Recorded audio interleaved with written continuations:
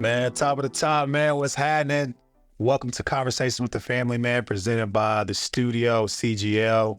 I'm here, man. This is Family Ties. This is from the Sandlot all the way up. Oh man, what? 15 years plus? It gotta be. Hold on, let's do the math. I'm 33. Yeah. When you in 7th grade is what, you probably 13, 14 years old. So that's 15. 15? Yeah, that's gotta be 15. 7th grade on up. Man, so what you guys are looking at, man, is the very first, man, Conversations with the Family.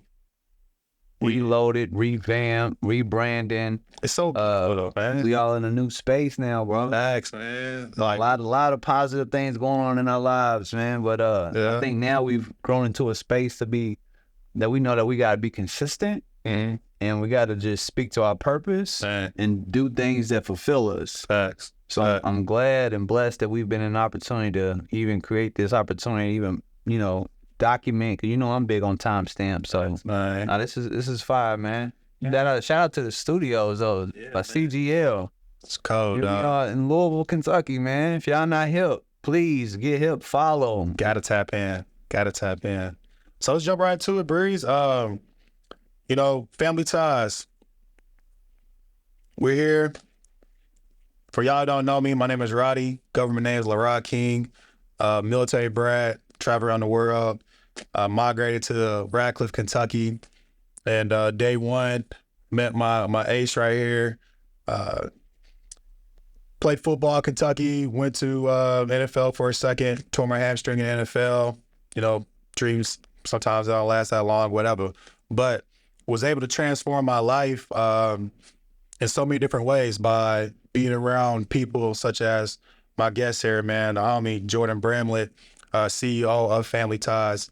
And what that means is friends aim to motivate and influence lifestyles exceeding expectations. So what I realized is that once I lost sports, I had to get around people that can genuinely, help me elevate to the next level of life. Because, in our communities, dog, we got sports, we got the music, entertainment, and then after that, it's kind of like, all right, well, what else are we doing, right? So I thank God that you, put the brains behind, all the action, all the stuff we had going on at such an early time. So let's dive into that, man. Like, I know, like, how did it come in your head when you saw, like, everybody that was around us, the Hall of Famers from Audio Mathis and UK and everything? Like, let's talk about how Family Ties originated, man. So my earliest memory was we had just graduated. I had just graduated in 2014. I'm living in Holly's apartment, my wife now, her apartment, and trying to figure out life. I just remember being up in the middle of the night, 3 or 4 o'clock in the morning, can't sleep, music's blasting, she sleep, having me some beverages, but I'm just deep in thought. It's really what's going on. My bad. That's my affirmations. It says every day I'm gonna be a successful realtor. That hits me. That's dope.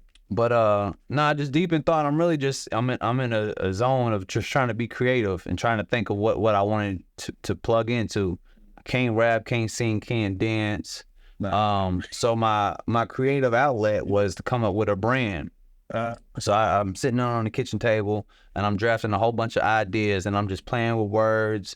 And at the end of the day, I came up with family. Friends aim to motivate and influence lifestyles exceeding expectations. And I knew that for me, I just had the greatest joy of doing things with people that I grew up with.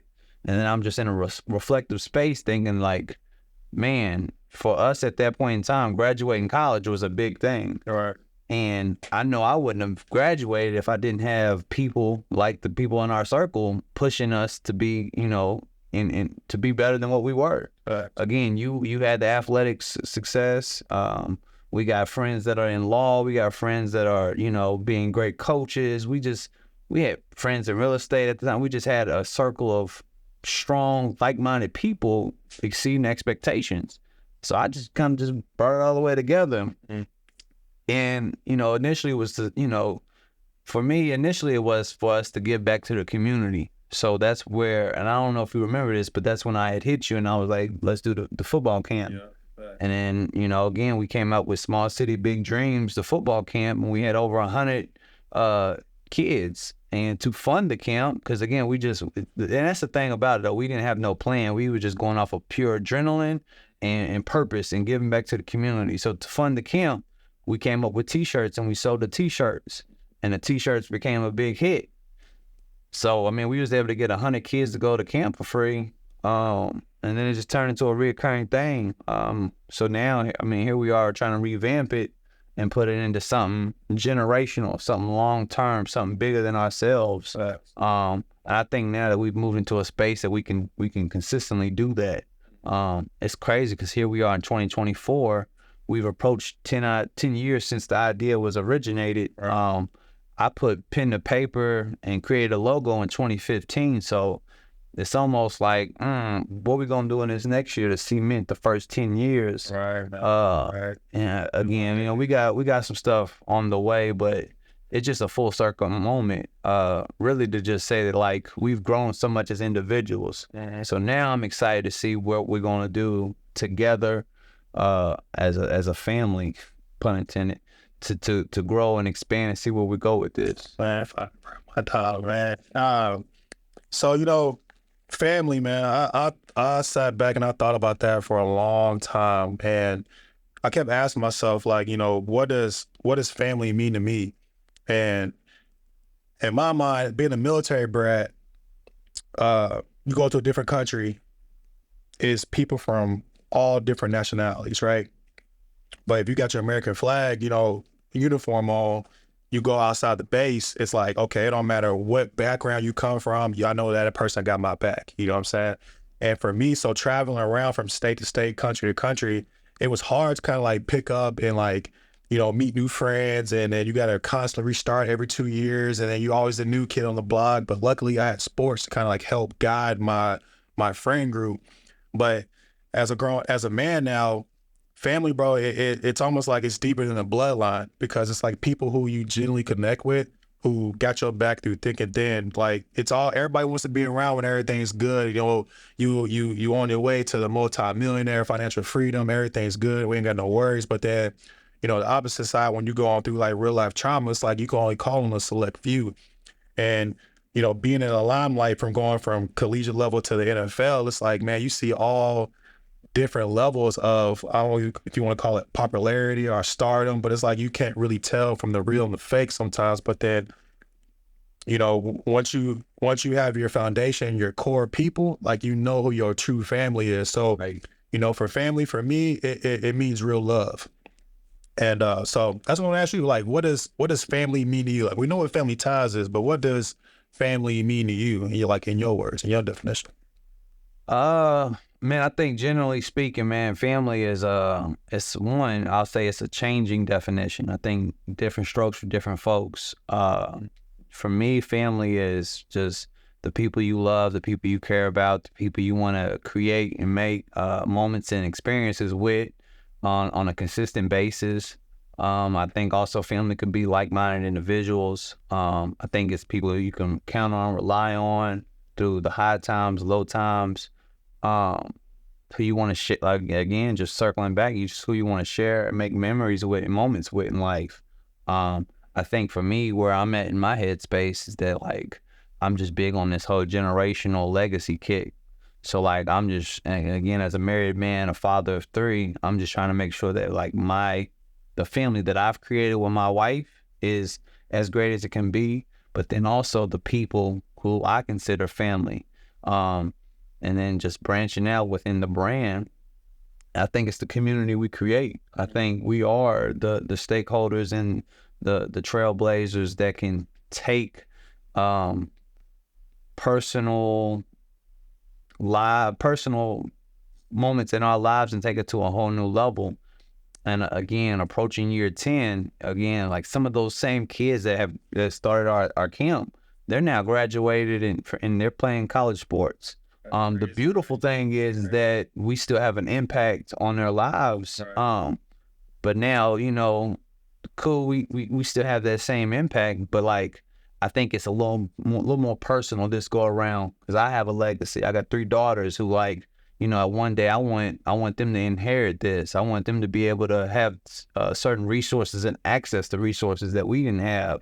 I mean, you got a son. Like, Right. again, you were the first one that had kids out of our friend group early. So like, I'm just putting it out there. But like, I need nephew to be a part of the Family Ties AAU. Like, we have to create that structure so that he is supported.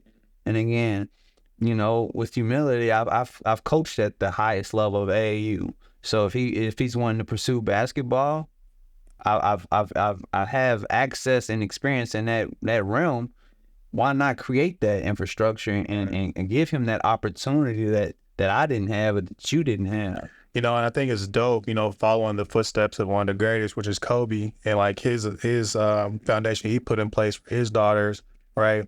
And the team he created. So it's almost like the blueprints that we want to do have already been created. It's just grabbing it and then putting it in place. And I feel like if we learn to like apply the lessons that we learned through life, that there's no stopping any of us but us. You know what I'm saying? Because like this right here, this means everything, bro. It's a generational curse breaker, generational wealth builder. And that is like just the mindset, the switch from you see a situation, you look at it as either, okay, it's adversity that I never faced before, or it's an opportunity I can learn and go apply and see what comes on the outcome of that, right? And You feel me? So I ain't gonna lie, when I wear this shirt, bro, I ain't gonna hold you. Like, people stop me and be like, where'd I get it from? yeah, Then again, maybe I need to cut the humble humility act, but I'd be like, it's my own brand. But like, I guess we need to get back into the point of promoting this type of positive messaging, because some people do identify with, a lot of people identify with it. And I mean, I do think that this is that generation that we are raising our awareness to break the curses that we have, the trauma that we've been, the hand that we've been dealt with, the trauma that we've inherited. And we're the ones that are willing to go above and beyond to, leave this world, leave our lineage, leave our families, leave our communities better than the way we found it. And then I think it all, circles back to where we at with wealth. Like, wealth I mean, people associate that with money, and I am, for one, I do as well. But like, where are you at spiritually? Where are you at financially? Where are you at emotionally? You know what I'm saying? What are the relationships? Do you have strong, wealthy relationships with people? right. And I think that's kind of where it kind of at. Let's Like dip the into that, deposit. man. I'm gonna jump into some personal stuff right quick, bro, because you talking about generational wealth builder, and I mean, I feel like money and wealth is a tool that's used to build that financial freedom, which essentially is time freedom. You know what I'm saying? Right. So on the personal tip, bro, you start off at a trailer park. You know what I'm saying? And not to say there's nothing wrong with the trailer park, but it's like, yo, you have your own crib now. You know what I'm saying? Your own house where you have your room, your daughters have their room, bro. Like, what does that feel like to know that you put the plan on paper and you have, bro, you can open, bro. Come on, Nah, I ain't gonna lie. open So the garage, bro. yeah. You can walk in. So no, yesterday I'm on summer break. Just wrapped up year 10 as a teacher, which is another cemented point that I never would have thought I've been spending 10 years in education. So and again, Congratulations, by the way. appreciate that. But given the current state of where we at in the public educational system and how a lot of people are looking down upon teachers, like I'm proud of myself to be able to make it, to be consistent in a career path that pours into a lot. But when I tell you, again, I'm sitting in a garage. I have a garage and I'm barbecuing some food, putting some food on the grill just to feed my wife and my daughters. Like, I sat back and I was just grateful because, like, I didn't grow up in a house, let alone a garage. And now my wife and I, we've now elevated to our second house. And again, as a realtor, I now understand the significance of home ownership and what that can bring. Bro, it's like, I mean, you go from trailer park, you go from Shelby Avenue apartments, you go to trailer park, and then you go and get your own house. That's monumental. Facts. Like, Facts. again, I remember me and my sister sharing rooms and certain things like that. And again, I have a house. Again, with humility, I wake up every morning, I be like, man, this is the house I live in, and I mean, you've been in it, so we doing all right. Like, we got a nice house, but it's a testament to being, making steps forward. And again, the decision to live in the house that we live in, the neighborhood that we're in, I mean, it's not even for me. It's more so to make sure that my wife and my daughters are taken care of. And as a man, as a husband, it's very satisfying because there's that secure factor. Man, that's so dope, man. And I remember when you bought your first house, I remember telling you, I was like, yo, forget the house, bro. It's more about the vibe inside the house. You know what I'm saying? Because the love, no matter where you at, if the love is there, because there's some people who are, I mean, crazy well off, bro, but there's no love in the house. So you got a whole 15-bedroom house, but it's empty inside. Yeah. You know what I'm saying? Because there's no true love there. So like that, the whole meaning of the family is like you want to invite your friends over, but then you invite people over, you're not connected to any of them. It's like, I'm just throwing a house party. I don't even feel like I'm just doing this because I don't want to be alone. You know what I'm saying? And so, man, kudos to you, bro, for taking that step and really deciding that, you know what, I'm going to make this happen, and then following through. Because I feel like a lot of people, they write shit down, but they don't follow through. Nah, and you know what? I'm gonna just give the credit to Holly though. Like we don't make the move to get into the house until she makes the decision. Like, and again, just context. We were about to get married, but she had already made the decision. I'm gonna get a house or whatnot. And again, as a person who never grew up in a home, the idea of purchasing a house is scary. So like, I'm going into the situation as a man, and maybe I'm dealing with my own ego, masculinity deficiencies or whatnot, but I'm thinking like, I have to have this amount saved up, this thing paid off or whatever. And again, just trusting her situation. She was a little more squared away to qualify to get the house, but she was like, we need a house, we're getting married, this is what we need to do. Because again, and it all goes back to like trauma, but really just living in a state of survival. Again, you come from a trailer park, the idea of purchasing a house is almost too big, which again, I am promoting myself, but like this is also a purpose-driven situation on why I've gotten into real estate, because I want to educate the people the communities that I serve, that like buying a house is a real thing. As people of color, we can own homes, and it's not that hard. It takes hard work. It takes consistency or whatever to work towards the goal, but it's more so putting it on paper, putting a plan in action and executing it. Man. But I'm going to give Holly the credit, because we don't get into the house unless she's like basically urging us to push it. So, and I think like, and shout out to my wife Deanna too, because that was kind of the same thing. I was about to ping pong back there. Yeah, because she was like, "Hey, you are an owner too, bro. Don't get it twisted. You got a nice home, bro. I keep a nice home as well, bro. I keep it humble, man. But you know what? It is, I'm gonna try to spin this, bro, because it for me it makes sense just from the athlete aspect, right? It's like, yeah, we know how to play basketball, right? We know how to go get the money. We know how to go work. We know how to play football. We got all these accolades. But then when we turn to the opposite side of like, okay, now we have to learn how to coach the game that we once played.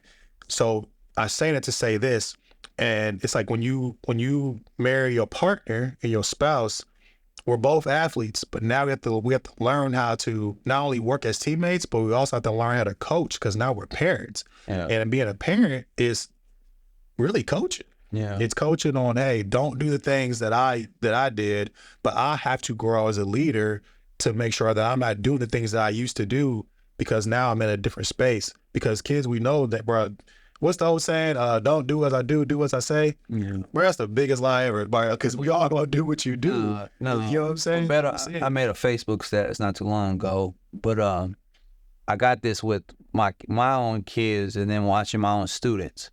For better or for worse, the kids are always watching. Like, again, for better or worse, the kids are always watching. And like right now, Raylan, bro, she's 2 years old. She's soaking in every single thing an adult says. Right. Like, I think she heard her aunt call me Jordan. So she's running around the house saying Jordan, and I'm having to say, that's not my name. My name is Daddy. You know what I'm saying? So it's, again, there's no harm in that, but she just heard someone say Jordan. She saw that I responded to it. Yeah. So it's just small, subtle things like that. So let's stay on that of how sensitive that topic is, right? So going back to the athlete, right? The athlete in us, when we're coming up in high school, middle school, whatever, and we have our coaches, you know what I'm saying? Shout out to Coach, or rest in peace, Coach McKinney. Shout out to Coach Bevers. The importance of what a coach says and how they say it. How important is that, like, coming up as an athlete, from building confidence to, speaking words of affirmation to developing in the game? What does that look like? Man, I think, and I don't coach anymore, and I wish I had the time and the space to do it, because it still tugs at my shirt every day. Just being at my school, at all boys school here in Louisville, and seeing Shout out to, was it W.E.B Dubois? Is that W.E.B Dubois Academy? Shout out to him, all black. Well, let me not say all black. It is a minority focused, but we have all shades of people, all shades of students in there. But it is an all boys school from 6th through next year will be our first time having a senior class. But I mean, again, you got to wear the shirt and tie, the blazer. You got to dress to the nines. There's a dress code. We say a morning creed every morning. So I still have to say this, that, like, as a former coach who still has that desire to still coach and impact,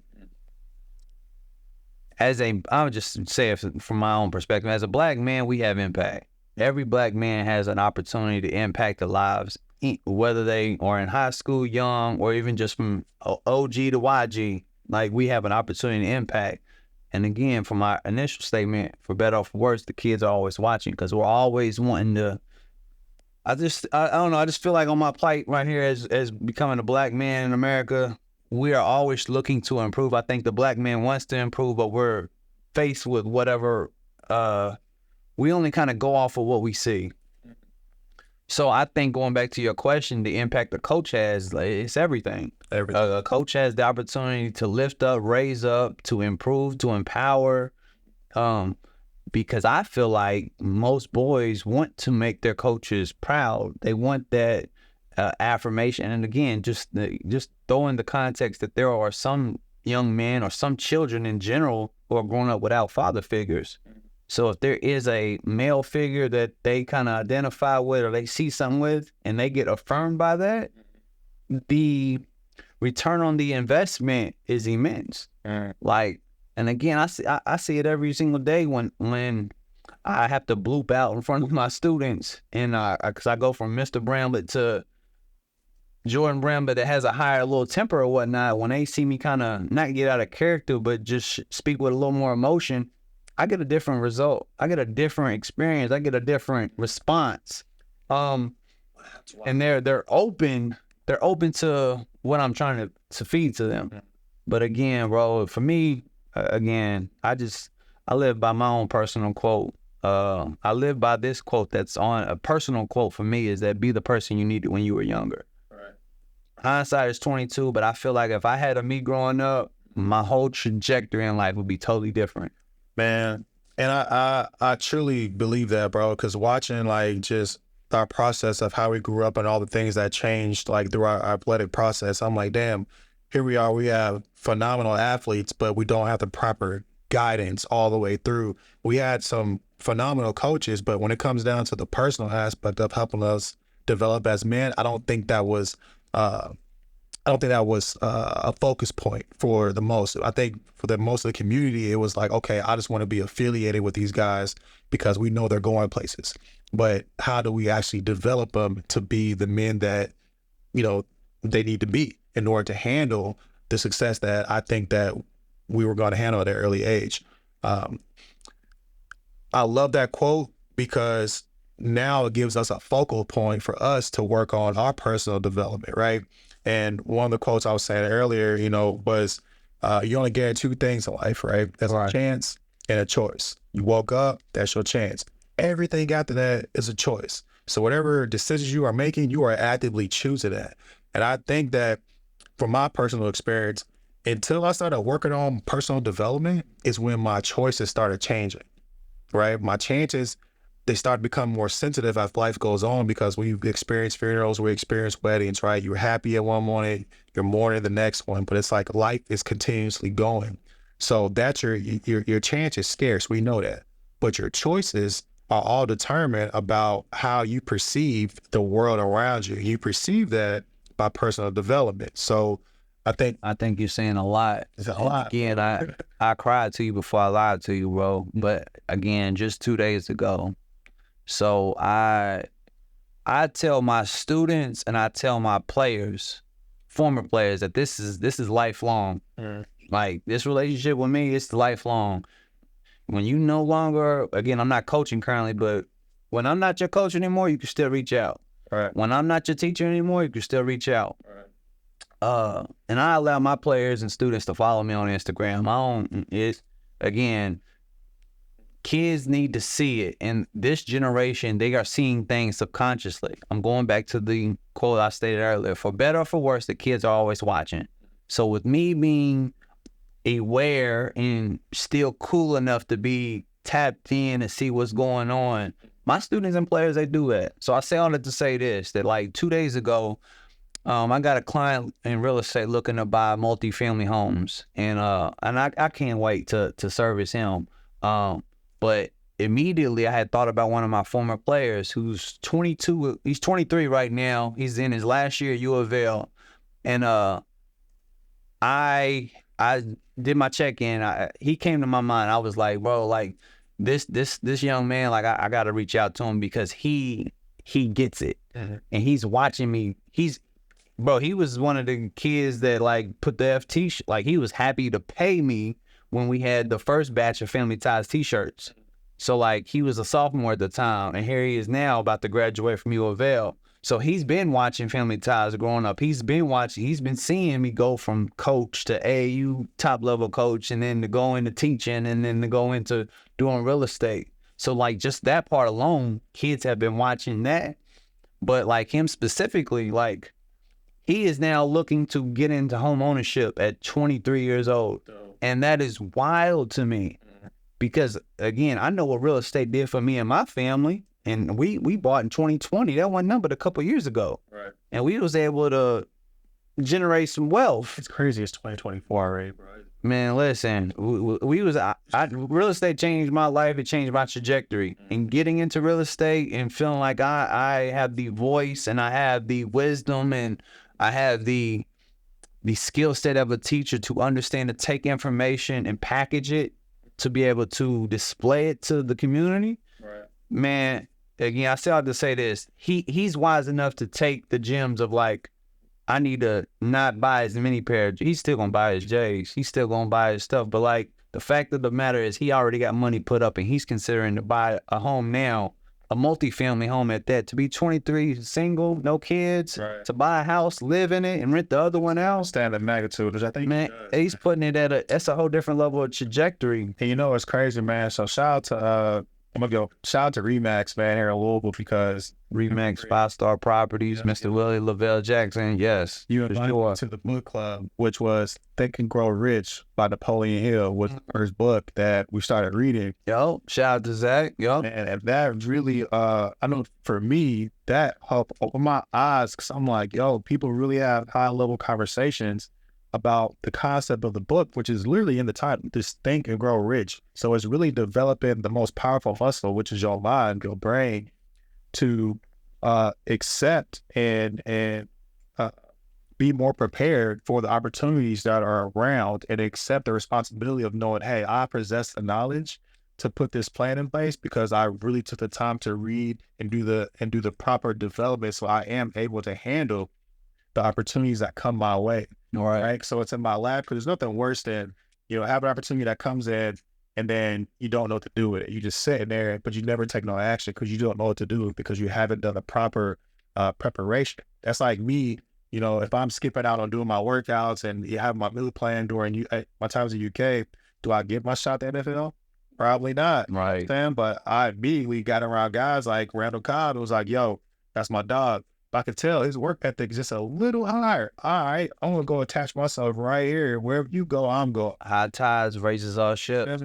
Yep. So, and it's just a matter of, so coming into that space, and I'm like, yo, learning about the real estate game, but then also the importance of having a coach, right? Yeah, mastermind group and all that, yo. That matters, bro. And so, like, I tell everybody in my circle, if you're not working on your personal development, I really don't want you around me, because you're gonna feel minute compared to the rooms that you go to. You're gonna feel out of place because you haven't been working on yourself, and it's gonna show.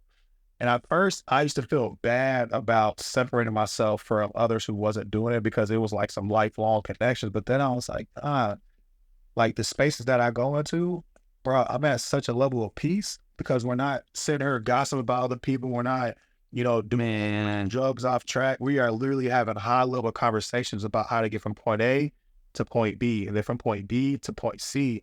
And I'll just say, bro, like, the thing is with developing self and personal growth, it ain't for everybody, but like, it's one of those things where you just gotta stick to your plan and do what works for you.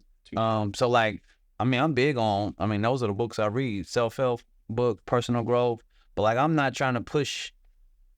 I want to promote it, but I'm not trying to push everything, because I understand that, like, you got to be in a certain mind space to be open to doing this type of work. But again, I do believe that, like, as leaders, as Black men, as people who, like, we know people look up to us, it's almost your responsibility. It's your duty to be the best version of yourself. Man. But not a lot of people are not going to understand that. But again, I don't knock nobody. Walk your walk. Be your man, man. I'm not mad at you. You know what I'm saying? You ain't hurting or harming mine. You know what I'm saying? What you do don't, you know what I'm saying, don't affect me. But shout out to Jones, because remember Jones said, I don't know if you caught this. He said it's selfish to be, or the unselfish to be selfish, or one opposite. But basically, if you are not working on yourself, right? So meaning that if I'm coming to you and I'm only giving you 50% of my 100, if I want to give you 50% of my effort, fatherhood is amazing, but it's scary, bro, because I'm literally talk about it, bro. I find myself mimicking my pops, bro, I swear, I used to feel guilty because my parents were the only parents that was married and I felt that was thriving. And then everybody else around me, parents were divorced, survival mode. So I felt guilty, low key, for having two dope parents who started off as friends. And I literally watched their transformation happen. And to be honest, bro, when we first came to Kentucky, right-handed guy, bro, guy was great, bro. My mom started going to church, and that was really the transformation within the family. So you can't tell me that God ain't real. So I'll just, put that in there. But I say that to say the foundation for me was already set, but it kind of put a lot of pressure on my shoulders. At least I took that, because I wanted to be just like my dad. I wanted to have the family. I wanted to have everything set the way, he said it. Everybody's in the crib. But unfortunately, I was blessed with my son. But me and his mom, we just wasn't compatible. So that tore me up, because I'm like, yo, this wasn't what I grew up with. So I don't know how to move in this space. This is unfamiliar to me. But then all my homies, y'all grew up in that space. So it's like, I got to go ask y'all for advice that I'm unfamiliar with. So it took a toll, because I was still trying to find myself at the age of 21, but then also trying to be a man and be there for my son and be that father and be that leader outside of the home.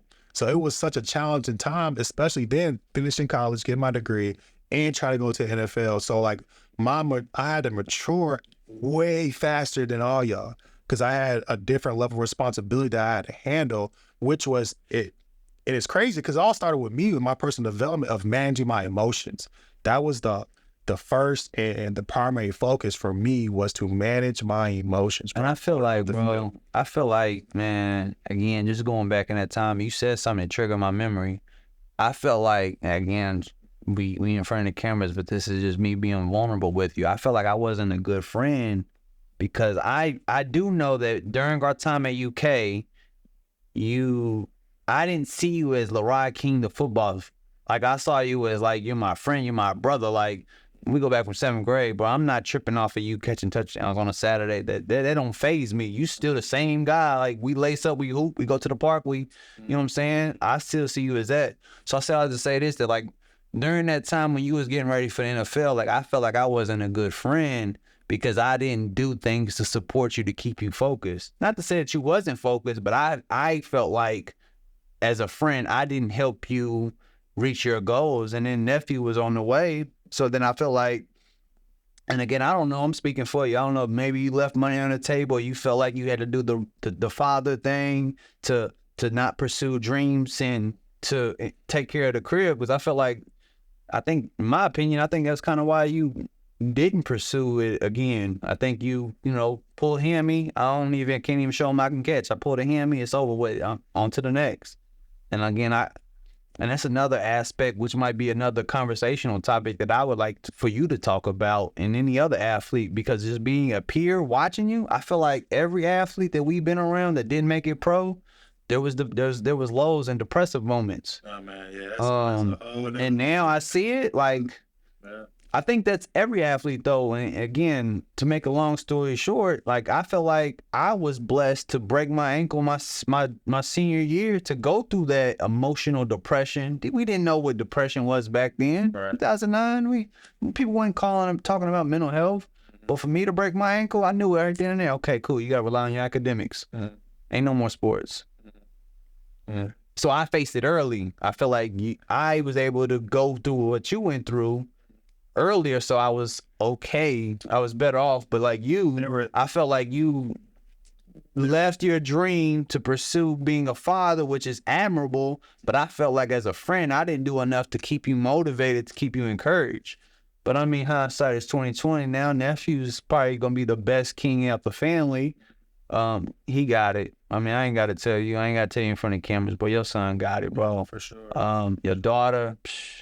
I see she's playing sports now. It's a beautiful thing. Like, and again, you had the daughter before we all had daughters. So like, I mean, I don't know what's that. I do want to say this one thing too, though. I do, because I appreciate it. I do respect. I've said this to you personally, but I'm gonna say it because it's timestamp documented. I love how your wife and the mother of your son, Tamika, can coexist. That's a beautiful thing, because I can't imagine what that's like.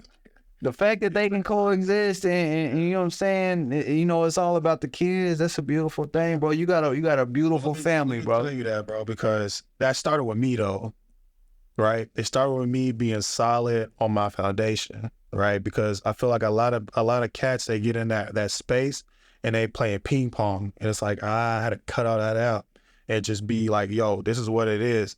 I'm not gonna be able to make it to every event because I'm in a split household, but I'm gonna do my very, very best. I can guarantee you that if I give you my word, I'm going to try 100%.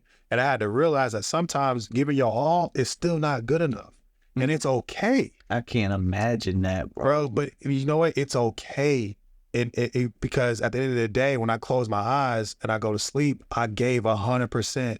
So it's just like, yeah, I wanted to beat Florida every year. It didn't happen, right? But like, I gave it 100%, so I can go to my pillow and sleep peacefully because I didn't give it a 50%. Right. You know what I'm saying? So like, going back to that, I had to work on myself. I can rock with that. That's, you feel me? I can jig with that. I just know for me though, like, again, you grew up with a 2-parent household. I had 2 parents and they split.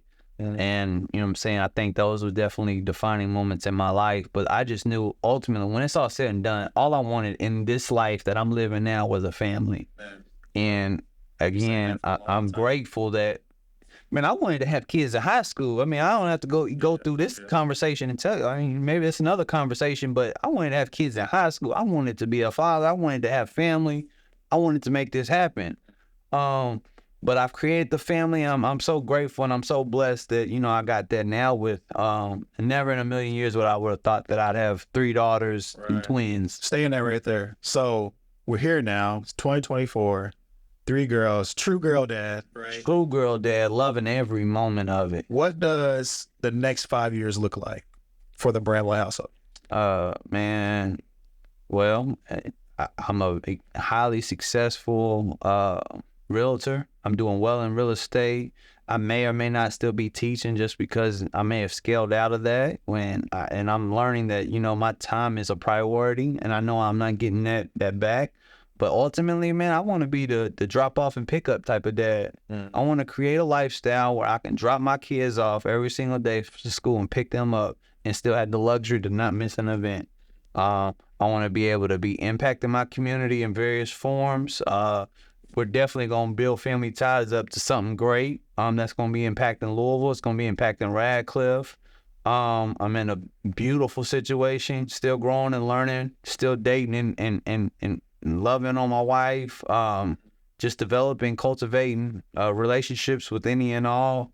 And building wealth and just still being a trailblazer in the community. I feel like I don't want too much out of life. I do want to have a stronger relationship with God and pursue that just because I didn't have that growing up, just the foundation of what it's like to go to church, and I go to church on Sundays now. So just that's a quick little 5 minutes off the top of the dome. But I mean, I ain't gonna lie, I'm curious to hear what you got because I mean, you have a son in high school.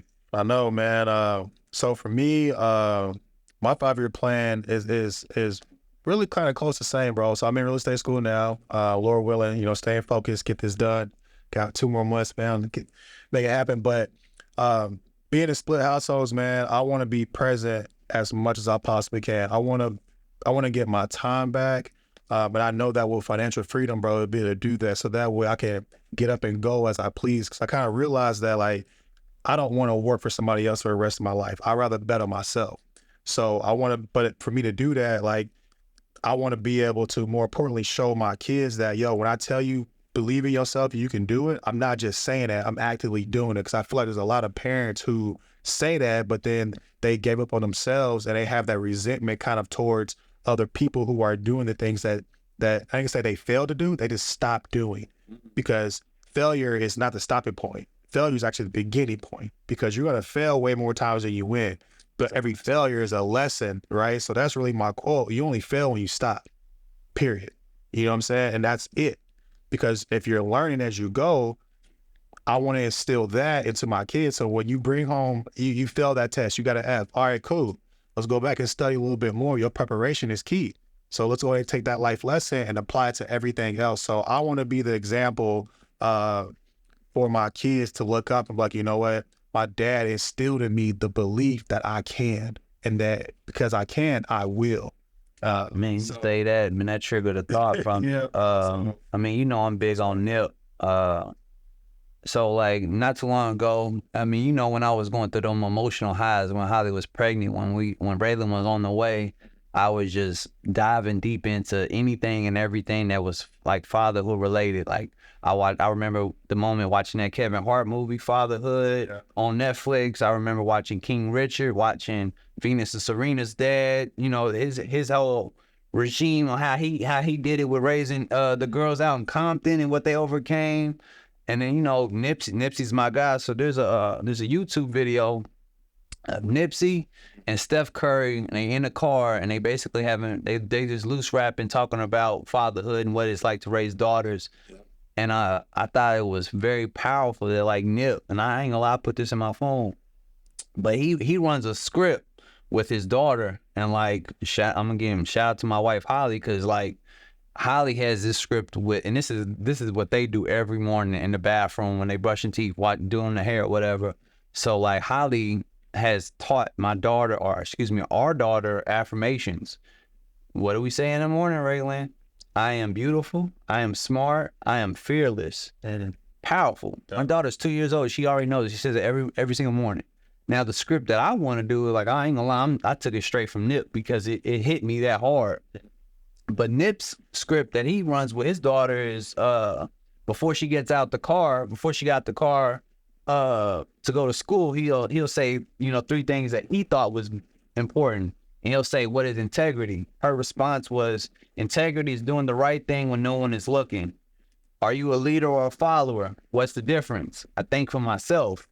And then, do you have confidence? Yes. What is that? I believe in myself. As a father or daughter, I feel like if we arm our daughters with that, man, she ain't got worried about, you know, little Ray, Pook and them, you know what I'm saying, trying to downplay her or whatever the case may be, because it's already been instilled in her from the jump, and her daddy affirmed it. So, like, and again, man, it's a crazy world. Just raising 3 daughters, man. I look at the world totally different. Yeah.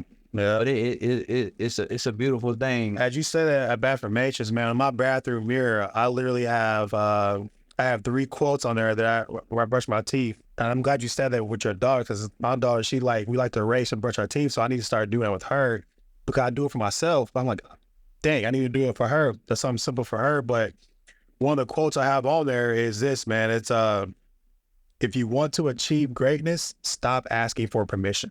And I feel like a lot of us, man, we want validation. We seek that from the people around us. Am I doing the right thing? Am I wrong for not wanting to go to that party and want to stay in and study so I can achieve this? You know, you acted different. You know, people, and it's like, it pulls at you. The program. It's the program, bro. So what I learned in that aspect is, you got to give yourself permission. You don't ask others permission. You say, yes, it's okay to self-educate. It's okay to hit the gym, to work yourself to get stronger. It's okay to miss out on temporary pleasure for lifetime greatness. And I think that these conversations help, because I know we have these on pretty much a daily basis, man. But I feel like, you know, to expand, 'cause I say this all the time when we first started, if you want to go fast, go by yourself. If you want to go far, go with the team, because you can't do everything. And it's going back to the importance of a coach. Playing basketball 5-on-5, you got 5 positions. My point guard has no business playing center, Right. but it's totally 2 different skill sets, and that's the key. Or even in your sport, man, as I'm learning the sport of football, I didn't know that the line was so important. What? I mean, I'm thinking the quarterback is, you know, he has to be cerebral. He has to make sure everybody's in the right spot. But man, if you ain't got no line, and if you ain't got that good left tackle having your back, and if you ain't got that center being able to direct and pick up who's blitzing and what it looks like, and then let alone just be able to sustain and do their job for said 5 to 8 seconds to make everything else flow. Because that 1 split second throws the whole entire playoff. So, like, it's important, bro. Yep. And so diving into that, though, man, it's the key to that, what you just said, it's the small things. It's the seconds. It's the real time being in present and the real life moments that truly, truly matter. So, Breeze, man, dog, this was so dope, dog. Family Ties is here, locked in. But one of the things I want to encourage, like, for y'all watching, man, we appreciate y'all tapping in. I would love for y'all to drop y'all's favorite quote that helped change y'all life. And, you know, maybe we can read it, discuss it on our next episode, and just kind of talk about that, man. Maybe we can, you know, invite somebody on. What you think? I know I'm curious to see like, again, you know, this is the start of something big. I'm grateful, thankful. I want to say it again and reiterate the studios by CGL. Great opportunity, not too far from here in the crib, being in Louisville, like, to give us this space and this platform to be able to do this. But, like, I'm curious to see where we're gonna go from this, and what maybe topics people will be interested in hearing from our perspective. I know there's the teacher, Jordan, there's the husband, there's the father, there's the coach and whatnot, but, like, I ain't gonna lie, bro, I was real relaxed handling this. And, you know, we got grade A professional cameras in front of us. I'm curious to see what people would like to see and hear from us. For sure. But I do think we have a responsibility to, like, you know, be honest, be vulnerable, and just live a life of integrity, leading as Black men, as Black husbands, as Black fathers, and Black leaders. So, 100%. bro, if you guys, you know, y'all see this video, you see a comment or whatever, just tell us what you think would be some good topics. I'd love to, like, put that on the schedule and see where this thing goes, bro. Man, shout out to the family. Shout out to the studios by CGL. It's lit. Hey, that's all we got, man. Hey, Breeze. Appreciate you, my dog. Family, man. Oh, man, it's fine. Where they gonna follow you at, Rod? Oh, hey, follow me on social media, man. Instagram, Soul Air _ I think my Instagram is. Yeah, I know that's what it is. Soul Air, SOULAIR _ Family Ties .on. Yeah, so FAMILEE period OWN Family Ties on, excuse me, Family Ties TIES period OWN. Also my realtor page, if you know anybody that's looking to buy, sell, get into real estate, I'm definitely your guy. I would love to inform, to educate, and impact your life. I'm looking to be, the realtor for the family. So yeah, man, your real estate journey, it starts with Jordan. So definitely tap in, reach out to me. But I mean, this has been good, bro. Yeah, man. Facts, man. I love this energy. I know next time I'm gonna hit up my homie Ashley, Exquisite Nutrition, get us some healthy shakes and healthy teas in here, be lit. That's my dog, man. I'm excited for number 2, man. So this was dope, man. It's gonna be fire. This was dope, man. Appreciate y'all, man. I guess this was a wrap. Peace. Shout out to the noobs. That's dope, man.